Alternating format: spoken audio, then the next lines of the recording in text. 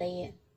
Pant की stitching के लिए सबसे पहले हम जेब सिलेंगे। तो जेब को सीधा रखेंगे और गोलाई वाले हिस्से में देखिए, सीधा हिस्सा हमने ऊपर रखा है और इस तरह गोलाई वाले हिस्से को सिल लिया है। ये देखिए, ये सीधा हिस्सा हमारा ऊपर ही की तरफ है।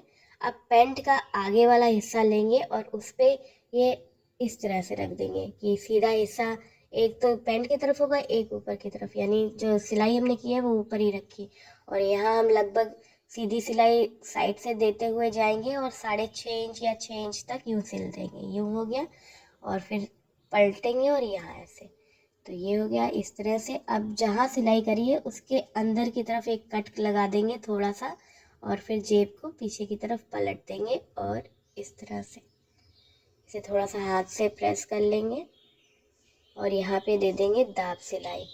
तो अंदर की तरफ जेब का इस तरह से फ्रंट हमारा मतलब जो मेन सीधे हिस्सा होता है वो जेब का दिखने लगेगा। इस तरह से सिल दिया और इधर भी सिल दिया। ये हो गई जेब एक तरफ की रेडी। और ये जो अंदर का कपड़ा है इसको इस तरह से फोल्ड करके पिन कर देंगे। ये देखिए, ये इस तरह से जेब हमारी रेडी हो जाएगी। तो हम यहाँ पिन कर देते हैं। ये हो गई एक तरफ की जेब हमने रेडी कर ली है। इसी तरह हम दूसरी तरफ की भी जेब रेडी कर लेंगे। ये अब दोनों ही आगे के हिस्से के क्रॉच को आपस में यूँ जोड़ लेंगे। ये इस तरह से सिल देंगे और पीछे के हिस्से का भी क्रॉच हम सिल लेंगे। इसको डबल सिलाई दे देंगे तो ये मजबूती रहेगी। अगर आपके कपड़े में से रेशे निकल रहे तो वहाँ इंटरलॉक ज़रूर कीजिएगा। ये पीछे का पल्ले को भी हम इसको इस तरह से सिल देंगे और ये सिल गया। अब फ्रंट के हिस्से पे बैक का हिस्सा इस तरह से रखते हुए सिलेंगे और जेब ध्यान रहे कि जेब ना सिले, तो जेब को ध्यान में रखते हुए और इस तरह से जो जेब तो थोड़ी सी एक हिस्सा कम है तो उसको उस तरह से रखते हुए साइड की सिलाई दे रहे हैं दोनों पैचों की। यहाँ साइड की सिलाई दे लेंगे। इसमें हम यहाँ पे दाब सिलाई भी देंगे। तो दोनों ही तरफ हमें इस तरह से आगे और पीछे के हिस्से की सिलाई कर लेनी है, आपस में उनको जोड़ लेना है।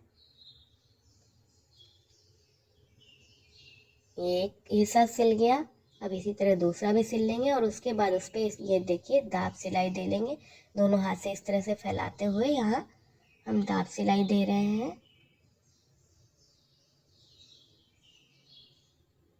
अब इसके बाद नीचे का पहचा जो होता है वो हमने 1 इंच का इस तरह से फोल्ड कर दिया है।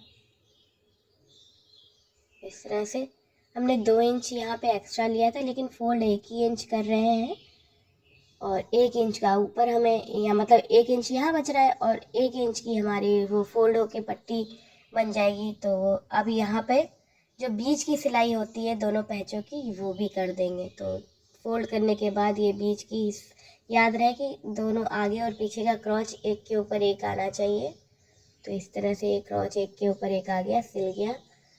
अब हमने जो पट्टी ली थी उस पट्टी को थोड़ा सा एक्स्ट्रा आगे की तरफ छोड़ते हुए अंदर की तरफ यानी उल्टी तरफ रख के इस तरह से जोड़ देंगे। उल्टी तरफ रख के जोड़ने से फ़ायदा ये है जब हम आगे की तरफ पलट के सिलेंगे तो वो ख़राब नहीं लगेगी। तो ये देखिए उल्टे पैजामे में यानी अंदर की तरफ जहाँ सिलाई है उस तरफ थोड़ा छोड़ के ये पट्टी सिलनी है और एंड पर ये जो छोड़ी हुई पट्टी की थी इसे अपनी तरफ फोल्ड कर लिया है और एंड यूँ सिल के थोड़ा लॉक कर दिया है। अब हम निकाल देंगे और ये जो एक्स्ट्रा पट्टी है ये आपस में एक दूसरे जोड़ देंगे। यानी पट्टी तो गोल थी नहीं ना, तो अब हम इसे गोल करेंगे इस तरह से। ये जोड़ लिया और एक्स्ट्रा पट्टी को बाद में कट कर देंगे। ये इस तरह से सिल देंगे पूरा।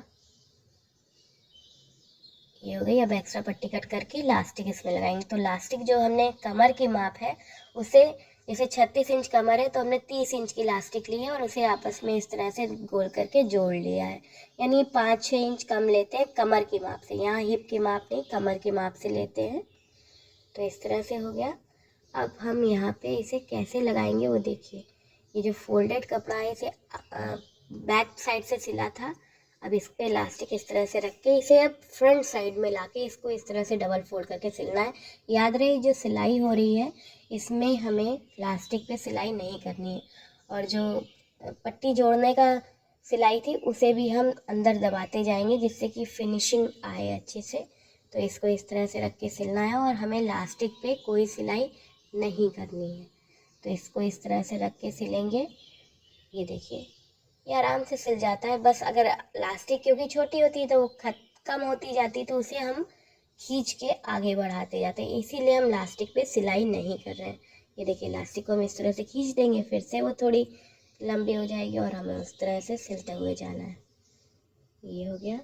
फिर हम थोड़ी लास्टिक खींच लेंगे। ये देखिए चुन्नट पीछे कर देंगे, लास्टिक आगे आ जाएगी। तो इस तरह से हमें पूरे में सिल देना है।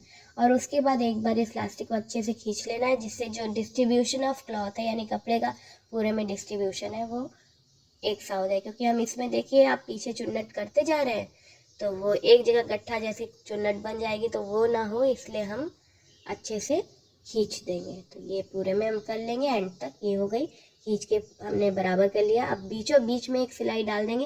देखिए दोनों हाथ से ऐसे खींचते हुए सिलना है और बहुत तेज़ी से पूरे में। इस तरह से पैंट रेडी। आई होप आपको पसंद आई हो।